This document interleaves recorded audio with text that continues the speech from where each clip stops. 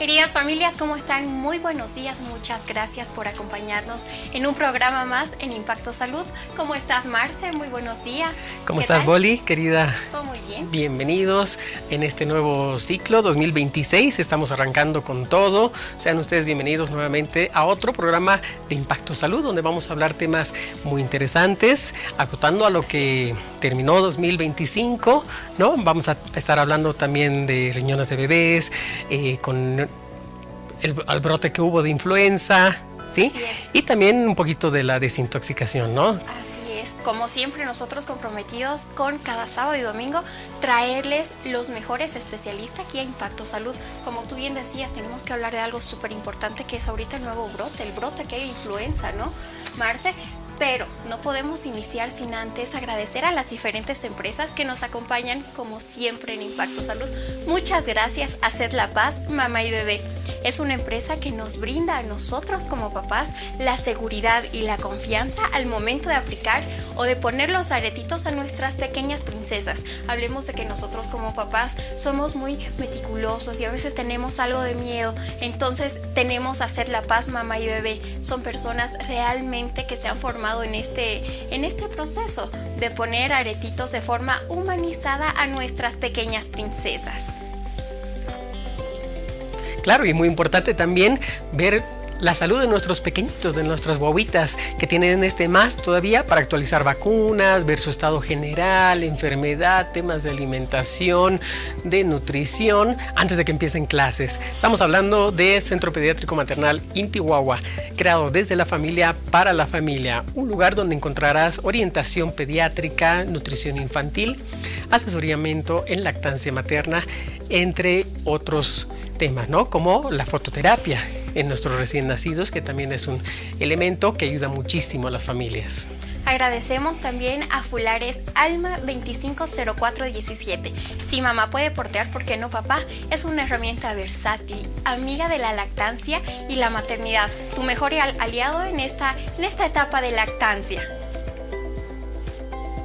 Y no tenemos que dejar de lado también el libro Guía de Lactancia Humana. Tu mejor decisión en esta etapa tan importante que es cuando nace tu guaguita y estás dando de amamantar. Ya has tenido la guía, ya has tenido tu asesoramiento, también va a complementar eso que tú puedes leer mientras tu guaguita duerme. Así es, son dos herramientas que están disponibles en el Centro Pediátrico Maternal Intihuahua. Y tal cual le decíamos hace unos momentos, queridas familias, nos acompaña un especialista, el cual nos va a hablar sobre cómo detectar la influenza. Todos estamos ahorita que como que tengo tos, que moquito, la fiebre, pancita suelta. ¿Qué les parece si hablamos con un especialista mejor que nos hable un poquito más? Él es el doctor Álvaro Miguel Pacheco, él es neumólogo. Entonces le damos la bienvenida en breve.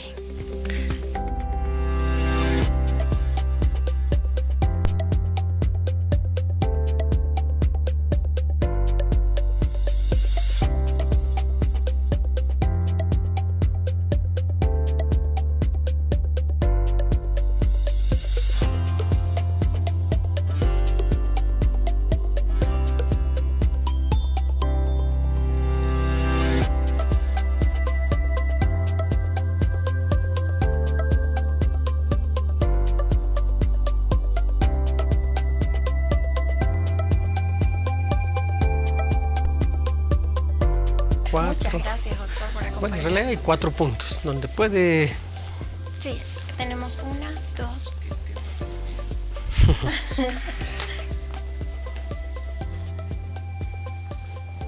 Retornamos con más Impacto Salud y como les decía hace breves minutos, queridas familias, nos acompaña el doctor Álvaro Miguel Achu Pacheco. Él es neumólogo y ¿quién mejor para explicarnos un poquito sobre este brote que estamos pasando de influenza? Doctor, por favor, aclárenos un poquito todo esto.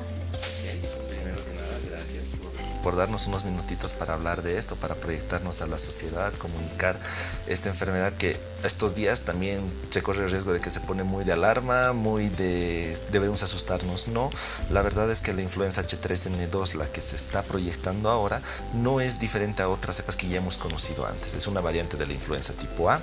Esta, si bien no es un resfrío como tal, O sea, esta es una infección viral más fuerte. ¿Por qué se diferencia de la habitual? Por más síntomas, o sea, mayor fiebre, más mialgias, dolor muscular, dolor de cabeza y mayor probabilidad de complicaciones en nuestros dos grupos de riesgo, ¿no? Niños menores de 5 años y adultos mayores de 65 años. Eso es importante, ¿no? Recientemente igual, por ejemplo, la Academia Americana de Pediatría estaba mencionando, ¿no?, que a diferencia de lo que pasaba en años anteriores, ¿no?, 2009, que fue el último brote, ¿no?, de la pandemia, ¿no?, por H1N1, se han visto más casos y hasta ahora, bueno, ellos reportan ahí en su estadística americana 9 decesos en niños, ¿no? ¿Por qué esto puede ser más agresivo? ¿Por qué se puede complicar esta gripe? Justamente en estos tiene grupos que ver con el sistema inmunológico, ¿no? O sea, y bien, también hay algo que es incluso hasta polémico, que es el tema de las vacunas. O sea, no puedes encontrar una recomendación internacional que te hable de la vacunación con una categoría A, porque siempre hay algo que sí, que no, que sí, que no. Y entonces ahí juega mucho el rol del sistema inmunológico. Un sistema inmunológico, por eso es que se insiste tanto en la vacunación. Hay que ver que justo en esos brazos que se hacen esos estudios, que a veces un factor que comparten esos decesos son el no haber estado expuestos a vacunación. Por eso, por ejemplo, en nuestro país, en Bolivia, se incita a la vacunación en niños y adultos mayores, porque sabemos y la experiencia nos dice esos son los grupos que se van a complicar. ¿Por qué? En los centros un sistema inmunológico todavía no bien entrenado, por así decirlo, no muy desarrollado, y en el otro lado un sistema inmunológico que ya viene con ciertos tropiezos. Claro, eso es muy importante. El año pasado veíamos noviembre, diciembre, que estaba haciendo mucho hincapié en que a los 6 meses les apliquen la vacunita de influenza a los niños, cosa que a algunos papás es de terror, porque de hecho a los 6 meses ya son 3 pinchazos y uno más. Claro, ha sido motivo de controversia el año pasado, a diferencia que Estados Unidos desde el año pasado como que cambió también, ¿no? Quitó hepatitis B que ellos ponen al nacer, nosotros no. E influenza también, parece que las recomendaciones, ¿no?, de la CDC han cambiado y lo están dejando como opcional también la vacuna de influenza. Entonces, organismos internacionales, sobre todo Academia Americana de Pediatría y demás, claro, se han pronunciado en decir, no, nosotros tenemos un esquema y queremos seguir recomendando eso. Exacto. Lo que nos pasa también en muchas situaciones es, se ha generado, hay que ser honestos, la medicina, la salud están bastante influenciadas hasta hoy en día por corrientes, redes sociales, y ustedes han sido testigos en la pandemia, que aquí tenías un grupo que te decía que no se vacune para esto en COVID, que otros que sí, que a mí me ha pasado esto. Es algo que podríamos charlarlo, ¿no? Definidamente, quien habla, yo por lo menos desde el punto de vista pulmonar, pues a mis pacientes con cualquier enfermedad pulmonar crónica es vacunación. Y estamos viendo esto, el H3N2 nos está demostrando esto. ¿Y por qué nos lo está demostrando? Porque hay que ver las metas de vacunación, hay que ver algunas cosas, pero el H3N2 ha entrado con fuerza y es esa su característica diferente de la influenza, que tiene más posibilidad de transmitirse un poco más rápido en ciertos grupos. Va a hacernos un brote, creo que recientemente el CEDES, el Ministerio, se ha confirmado que ya tenemos casos de H3N2 confirmados en el país, pero ahí surge la duda si deberíamos alarmarnos realmente o no. Doctor, las señales de alarma que indiquen gravedad. Bien, independientemente de estos síntomas que tienden a estar peor, como la fiebre, el dolor muscular, cefalea, es bien importante hacer énfasis en la falta de aire. ¿No? Pacientes que realmente empiezan a experimentar esa sensación o esa sensación desagradable de respirar, esa falta de aire, conocida como disnea, pues sí, eso es un dato que nos están dando. Que incremente su frecuencia respiratoria también es otro, ¿no? Entonces ahí es donde tenemos que tener esos dos síntomas principalmente de gravedad, ¿no? Y la progresión. Y más aún en cualquier paciente, bueno, independientemente de los niños y los mayores de 65 años, que tenga una enfermedad de base, ya sea cardíaca, pulmonar o metabólica. O sea, diabetes, principalmente entre las metabólicas. Los pacientes que ya vienen con diagnóstico de insuficiencia cardíaca tienden a tener peores resultados cuando se habla de influenza, y los pacientes con neumonía también, con patología neumológica. Viendo todos esos puntos, es cuando el paciente debe acudir sí o sí a emergencia, doctor. Sí, evidentemente en una población que carece de factores de riesgo de estos descritos, la infección va a ser lo que nos da un periodo sintomático y un periodo de convalescencia que puede durar hasta 3 semanas, lo que se está viendo con la H3N2, ¿no? Que no es que el paciente siga infectando, sino que es el tiempo que su cuerpo tarda en eliminar toda la respuesta inflamatoria que ha producido. Pero lo que pasa en esta situación con los pacientes que tienen estos factores de riesgo es que tiende a ser mayor el tiempo y la progresión es mucho más rápida. Claro, de hecho que sí. Y más hablando, creo que de la población que son arriba de 60 años, ¿no? Claro, este es el grupo de población que no deberíamos de estar porque sabemos que hay un tratamiento. Es el tratamiento tanto que conocemos para la influenza A, es útil en la H3N2, pero tiene sus tiempos. ¿Qué nos recomiendan, por ejemplo, diferentes guías, Sanford, y lo que nos recomiendan otras organizaciones es todo paciente que inicia o se diagnostica H3N2 se beneficia del tratamiento los primeros 2 días o hasta los primeros 2 días de haber iniciado los síntomas. Pasado eso, si no tienen los factores de riesgo, no. ¿Y quiénes se benefician hasta 10 días de tratamiento? Aquellos que están hospitalizados por esa razón. Excelente. Y otra de las interrogantes, ¿no?, de la población, yo creo que acotando igual a la pandemia COVID que hubo, la controversia, ¿no? Estoy mal, estoy muy mal, decaído, de ayer a hoy decaí demasiado y ya queremos buscar un antibiótico. ¿Es esto correcto, ¿no?, en influenza o en COVID, ¿no?, como lo hemos aprendido a la mala? A la mala, y ahí es que podemos hablar de otra cosa que en lo personal, esto no lo tratamos con antibióticos, esto se trata con antivirales. Si se puede dar el nombre en este caso, pues el tratamiento sigue siendo Celtamivir, ¿no? Porque actúa bien, es un buen medicamento, hay cortes que te dicen que Molnupiravir puede ayudar, pero ¿qué pasa con el tema del antibiótico? Durante mucho tiempo hemos descuidado algo que es nuestro mejor amigo y se llama microbiota. La microbiota, que ya está descrita hace muchos años, es una barrera mecánica que protege el pulmón, que evita que patógenos verdaderos, bacterias patógenas, repliquen en el epitelio porque ellas están ocupando ese espacio. Entonces, ¿qué pasa cuando tomamos antibióticos y no los necesitamos? Muere la microbiota normal y facilitamos el acceso de otros. Por eso es bien importante estar seguros y delimitar si realmente hay una infección bacteriana asociada o no. Las recomendaciones nos dicen, si hay una documentada una infección bacteriana, pues vamos con el antibiótico, pero si no, no. ¿Qué ha pasado con la citromicina? Ahora, pues, cuando uno ve los reportes, se estimaba antes que a nivel mundial, 25% de la población ya tenía resistencia a la citromicina, o sea, ya desde el nacer. Pero ahora de los efectos post-pandemia, ese número, pues yo veo los resultados que nos llegan de los pacientes que solicitamos cultivos, les puedo decir que más del 90% te muestra, ¿no?, acitromicina resistente.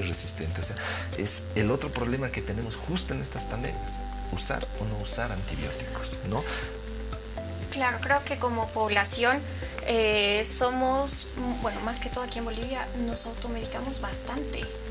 Acudimos a la farmacia como si en la farmacia estuviese el especialista y es que tengo tos, tome eso. Creo que es incorrecto. Y mire, Inyectable, ¿no? Penicilina, Dexa, un cóctel. Que me cortes exacto. rápido, dicen. Y mire, por ejemplo, la penicilina, ustedes saben, la hemos dejado de usar porque su espectro de curar algo, independientemente de otras enfermedades, es bajísimo. Claro.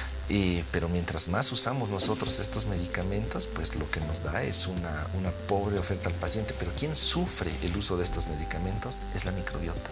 Claro, Y el quitar microbiota ya se ha descrito que es el verdadero factor para que ha pasado muchos pacientes lo van a describir.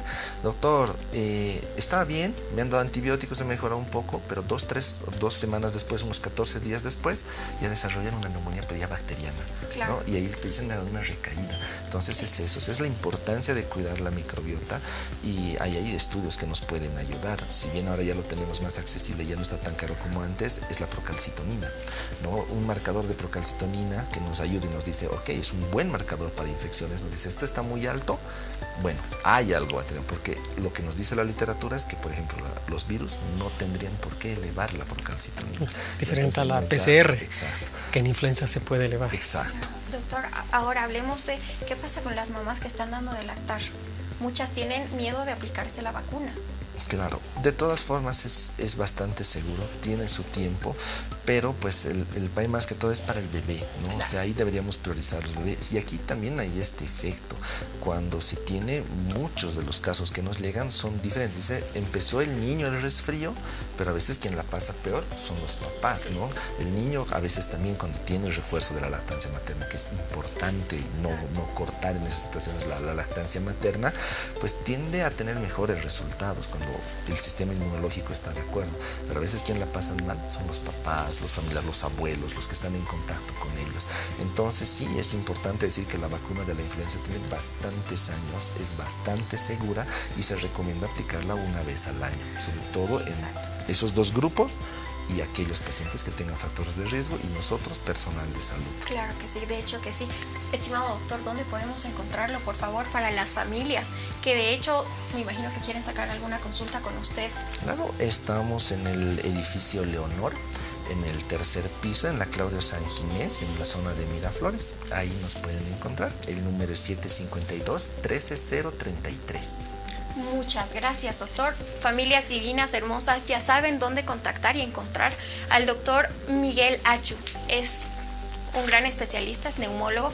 Muchas gracias, doctor, por venir a Impacto Salud, por hablarnos sobre esto que ahorita nos está afectando, ¿no? La influenza. Sí, eso. Gracias, les agradezco el tiempo. No, usted, doctor, muchas gracias. Hasta otra oportunidad. Gracias. Queridas familias, nos visitó el doctor Miguel Achu. Muchas gracias, doctor. En breve tenemos más. Vamos a unos breves consejos, por favor.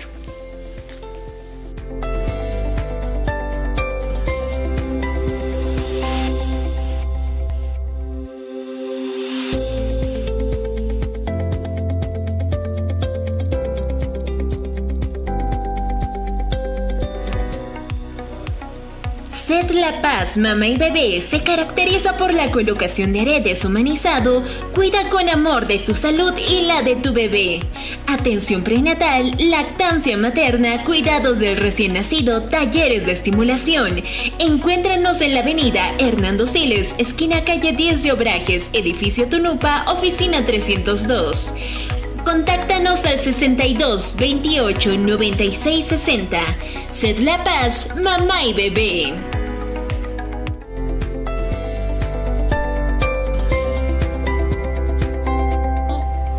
Así es, queridas familias, retornamos. Hemos hablado un tema fascinante, importante, y como microbiota no solamente es de la pancita, que ya hay términos que ya están ingresando, ¿no? en nuestra jerga, también en la parte respiratoria, lo confirmó un neumólogo de adultos. También que la vacuna se actualiza año tras año.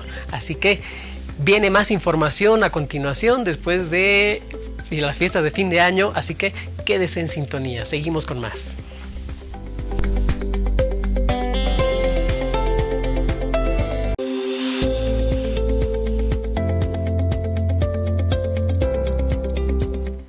Maternal, donde se brinda un tipo de atención integral más innovador y referente en inclusión a nivel nacional, donde la salud, el desarrollo y el bienestar de todos los niños es el núcleo de nuestra labor. En Intihuahua aspiramos a establecer un modelo de atención pediátrica inclusiva, brindando apoyo a cada uno de los niños. Brindando apoyo a cada niño y su familia, para que pueda crecer con salud, empoderamiento y futuro lleno de oportunidades.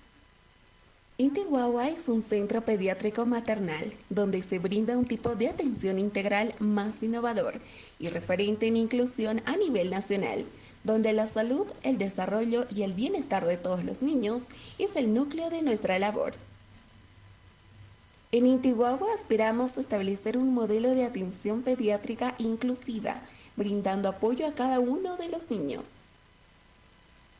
Brindando apoyo a cada niño y su familia, para que pueda crecer con salud, empoderamiento y futuro lleno de oportunidades.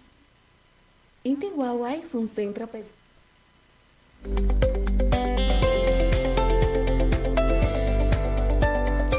Volvemos con más Impacto Salud. En este momento nos acompaña, es necesario hablar de desintoxicación después de las fiestas, ¿verdad, Marce?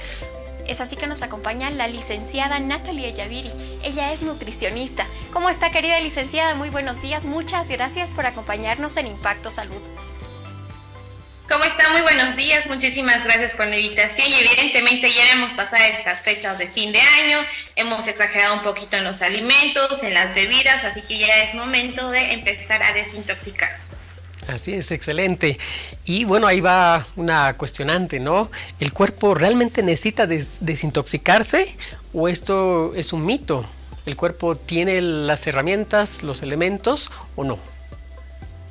Como anteriormente el doctor no nos estaba hablando acerca un poquito de la microbiota, que es algo que nosotros de hecho deberíamos cuidar muy bien, porque en esta, por ejemplo, se basa la función de la absorción de todos nuestros nutrientes. ¿Qué sucede? Si nosotros no nos desintoxicamos de manera adecuada, alimentos que consumamos, ya sean ricos en calcio, en magnesio, en potasio, en hierro, en todo lo que nosotros queramos, no se van a poder llegar a absorber de una manera adecuada. O sea, primero sí o sí me tengo que desintoxicar, ¿no? Y hoy justamente vamos a hablar de recomendaciones y tips que ustedes les pueden seguir en casa con alimentos que también son de fácil acceso y empezar, ¿no? Por lo menos unos 10, 15, 20 días de una muy buena desintoxicación y obviamente entrar ya este 2026 con hábitos mucho más saludables. Así es, querida licenciada, los jugos y planes detox ¿tienen base científica? Si nos puede hablar tal vez un poquito de eso, porque nosotros amamos los juguitos verdes. Exactamente, miren, todo lo que nosotros podamos consumir en alimentos, ya sean de su forma natural o sea un suplemento, tienen un espacio de tiempo y de vida. ¿A qué me refiero? Por ejemplo, los jugos detox, los jugos verdes, que sí, por evidencia científica tienden a desintoxicarnos, pero hay que tener mucho cuidado en cuanto nosotros tengamos que manejarlo, consumirlo por mucho tiempo, ¿no? Hay que cuidar muy bien nuestros riñones, hay que cuidar muy bien nuestro hígado y evidentemente cuando algo como que sale de moda, ¿no? Por ejemplo, el ayuno intermitente, la dieta cetogénica, la población tiende a exagerar. Eso es lo que hace la población, ¿no?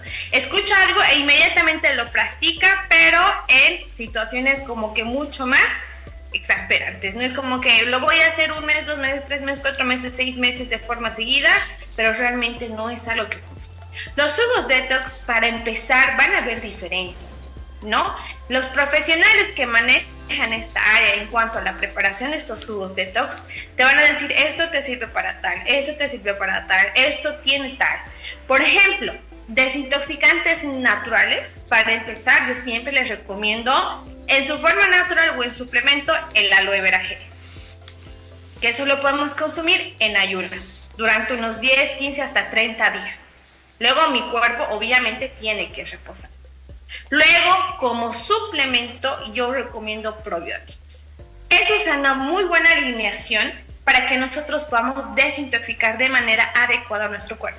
Una muy buena porción de aloe vera con un suplemento que sea probiótico. Ahora, en su forma natural, podemos utilizar, por ejemplo, probióticos en un kefir o en un yogur probiótico como tal, o un yogur griego también puede ser, ¿no? Esas 3 alternativas que nosotros tenemos. Pero entrando ya como la pregunta que me han sugerido al inicio, el tema de los jugos detox, sí, evidentemente tiende a generar o desintoxicar nuestro cuerpo, pero no se aconseja que esta sea de manera continua durante meses, ¿no? Unos 15 días, suficiente, unos buenos jugos detox en ayunas y pare de contar, ¿no? Aquí lo que realmente importa es que nosotros empecemos a generar hábitos saludables. Claro, eso es muy importante. No solamente se trata, no sé, como hacer una limpieza, echarle cloro al piso y demás, sino, bueno, usar elementos más naturales que nos van a aportar beneficios, ¿no? Pero también tenemos otros órganos, ¿no?, que se encargan de eliminar las toxinas de nuestro cuerpo. ¿Esto va a ayudar a estos órganos? Evidentemente sí nos va a ayudar, pero como habíamos dicho en un inicio, siempre tratando de acompañar como una buena alimentación. De nada me sirve desintoxicarme y tomar mis jugos detox, un buen probiótico, un buen aloe vera, si yo no voy a empezar a cambiar mis hábitos alimenticios, ¿no? Por ejemplo, una de las principales normativas para la desintoxicación es una muy buena hidratación. Lo que yo les recomiendo para iniciar, para aquellas personas que no están acostumbradas, por ejemplo, a consumir agua, les digo un vaso de agua tibia o fría en ayunas y un vaso de agua antes del almuerzo. Esos 2 vasos no voy a dejar de consumirlos para empezar a habituarme. Y ya durante el día, agua a requerimiento, o sea, lo que mi cuerpo necesita, ¿no? Para aquellas personas que están iniciando ese tema de desintoxicación. Otra situación muy, muy importante que nosotros tenemos que también ir aplicando a nuestras dietas, ya porque todos tenemos dietas, ¿no? Cada uno de nosotros tiene una dieta en la que se maneja, es consumir 5 tiempos de comida. Ahora, uno puede creer que por 5 tiempos de comida yo voy a llegar incluso a subir o aumentar de peso. Mentira, con estos 5 tiempos de comida nosotros de hecho vamos a llegar a generar mayor saciedad. ¿Esto qué quiere decir? Que al yo generar mayor saciedad voy a tener menos apetito durante el día. Eso es lo que busca la gente ahora, ¿no? Tener menos apetito porque evidentemente hay mucho estrés, hay mucha ansiedad y andamos picando a cada rato, ¿no? Y los 5 tiempos de comida son un buen desayuno, una merienda, el almuerzo, otra merienda y el té o la cena, porque nosotros usualmente estamos acostumbrados a como que no desayunar, no merendar, comer un almuerzo súper voluminoso, en la tarde tomar un té con pan y en la noche nuevamente cenar, ¿no? E incluso en las mañanas lo que yo les indico, lo que yo les recomiendo es que disminuyan su consumo de pan, ¿no? El pan tiene una proteína que se llama gluten y que llega a ser proinflamatoria, entonces todo en este proceso de desintoxicación no va a ser un muy buen aliado. Claro, querida licenciada, una consulta. ¿Los ayunos extremos pueden causar cierto daño ya sea a nuestro hígado, riñones o alguna parte de nuestro cuerpo? Ya, por ejemplo, el ayuno intermitente, hay gente que hace el 16-8, hay gente que hace de 24 horas, hay gente que hace 48 horas. Esto va a depender muy bien de cómo rompa su ayuno intermitente, porque el ayuno se rompe con proteínas y grasas buenas. Va a depender de cómo se maneja durante el día, va a depender de la actividad física, la hidratación y el sueño. O sea, son pilares que se van trabajando de manera conjunta. Yo no puedo solamente hacerme ayuno, pero comer mal durante el día, no dormir bien, no hidratarme y no realizar algún tipo de actividad física. O sea, todo lo que estamos ayunando, entre comillas, no todo lo que no estamos comiendo, de igual manera se va a llegar a mantener como reserva de masa grasa. Por eso también es la situación en la que, por ejemplo, te dicen, no, mira, ni yo desayuno, pero estoy subiendo de peso, aparte tengo mi pancito. Que, por ejemplo, en las mujeres es bien común que nosotros tengamos esta como capita de grasa bien voluminosa en la parte del abdomen por el tema hormonal y por una retención de líquidos que también existe en esta área, ¿no? Pero obviamente, como les digo, va a depender mucho si va a tener un buen ayuno con buenos resultados, porque yo tengo pacientes que practican el ayuno, yo alguna vez he practicado el ayuno, pero hay que saber cómo romper el ayuno y no es una alternativa a largo plazo. Así es, querida licenciada. No sé si se ha enterado, ¿no? Recientemente se ha publicado la guía, bueno, la pirámide ahora invertida de la alimentación en estas guías americanas, donde, bueno, ahora la base está arriba y, claro, menciona lo que usted dice, más consumo de proteínas. De hecho, la recomendación de aporte proteico diario ha aumentado. Los lácteos, el yogur, vemos que está un poquito más arriba. Y en la pirámide, hasta abajo, ahí están los cereales, que antes posiblemente eran mayor el consumo, ¿no? Que se tal vez acostumbraba o recomendaba. Exactamente, es que todo va cambiando. Y ahí en el cambio del tiempo la alimentación va cambiando. Obviamente ha habido un momento en el que nosotros hemos llegado a exagerar en su consumo, por ejemplo, los carbohidratos que se dividen en cereales y tubérculos, ¿no? Los cereales son el arroz, el fideo, la quinoa, la sémola, el trigo, los tubérculos son la papa, la yuca, el camote, el chuño, la tunta. Pero ¿qué ha sucedido? Que estos alimentos son necesarios porque nos van a aportar energía, ya son sumamente necesarios y tampoco es recomendable como que cortarlos de nuestra dieta o sacarlos de manera abrupta, porque ahí el tema del efecto rebote, ¿no? Dejo el pan desde hoy, 1 de enero de 2026, mi primer objetivo es dejar el pan. Perfecto, van a dejar todo enero hasta mitades de febrero e incluso vamos a llegar a consumirlo con más fuerza. Entonces, lo que yo les recomiendo siempre es disminuir la variedad, la frecuencia y la cantidad. Pongan, si yo consumía 2 panes al día, trataré de consumir 1 al día. Si yo consumía 5 panes a la semana, trataré de consumir 3 panes a la semana. O sea, la idea no es cortarlos, pero sí disminuir su consumo, cuidar muy bien la frecuencia y que sean variados, ¿no? Por ejemplo, en el caso del pan, en la ciudad de La Paz tenemos el pan de laja, y hay el pan de masa madre, el pan de semillas, tenemos las galletas de chuño, galletas de agua, galletas integrales. O sea, sí tenemos una gran variedad donde nosotros podemos también tener una excelente opción. Así es, querida licenciada, y qué mejor si nosotros tenemos una asesoría tal vez personalizada yendo a su consulta. Por favor, ¿dónde podemos encontrarla? ¿A qué contactos, a qué número podemos contactarnos con usted? Claro que sí, nosotros nos encontramos en la ciudad de La Paz, en la zona de Sopocachi, en la avenida Ecuador, entre Rosendo Gutiérrez y Fernando Guachaya, edificio Chura, número 2211, piso 3, sede SAR. En mis redes estoy como nutricionista Natalia Yaviri Vargas y el número de contacto es 60 17 42 40. Muchísimas gracias, querida licenciada, por acompañarnos en Impacto Salud. Hasta una próxima. Ya saben, queridas familias, si queremos realizar algún tipo de ayuno, qué mejor que hacerlo de la mano de una especialista, en este caso la licenciada Yaviri. Por favor, no se muevan de donde están. Vamos a unos breves consejos y retornamos con más de Impacto Salud.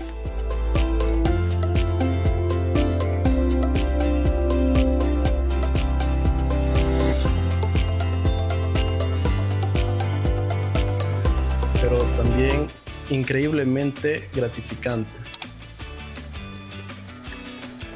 Como papá, aprendí el valor de la maternidad y el impacto que tiene en la vida de nuestros hijos. Con el Fular Alma y el libro guía de lactancia y leche humana, estoy preparado.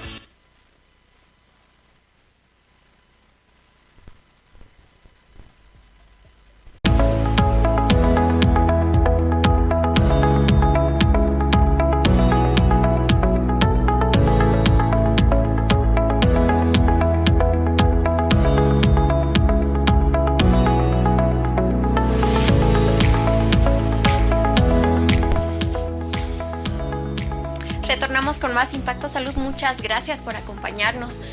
Y es importante mencionar, ¿no, Marce?, estas enfermedades renales crónicas en niños. Sí, realmente es algo muy importante. Estamos viendo, por ejemplo, que aquí en la ciudad de La Paz, en el Hospital del Niño, hay servicio de nefrología pediátrica, donde tenemos colegas nefrólogos pediatras jóvenes, a quien, bueno, en una próxima oportunidad creo que vamos a tener su presencia, pero vale la pena tomar en cuenta esto, ¿no? Hace unos 6 años, cuando yo estaba realizando la especialización, bueno, ya terminando la especialización en pediatría fuera del país, en México. De hecho, estaba haciendo lo que llamamos provincia, en la ciudad de Actopan, que queda en Hidalgo, ¿no?, en Pachuca. Y que fue, bueno, es algo que recuerdo mucho porque ha marcado también la finalización, ¿no?, de mi especialización, ¿no? Llega un niño que estaba, bueno, llegó en la noche, ¿no? Llegó en la noche, lo habían internado un colega, bueno, otra doctora que estaba encargada del servicio de pediatría.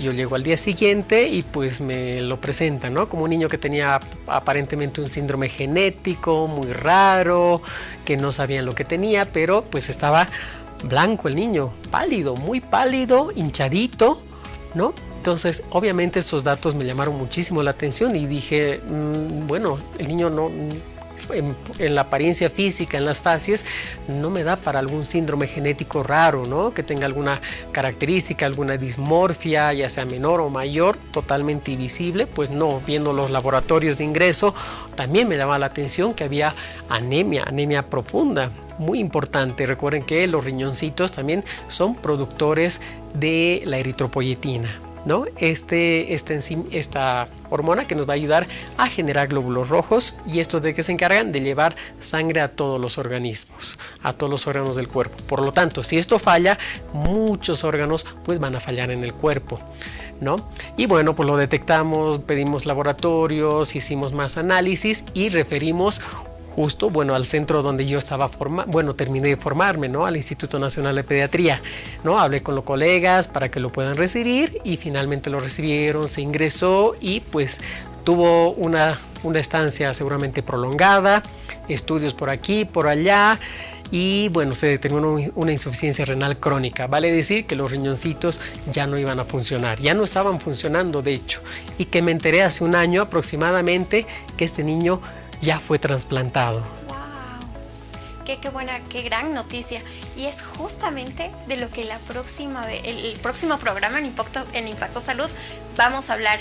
Es así que no se pierda, porque el próximo programa tenemos una nefróloga pediatra, tenemos especialista en neumología y también un otorrino.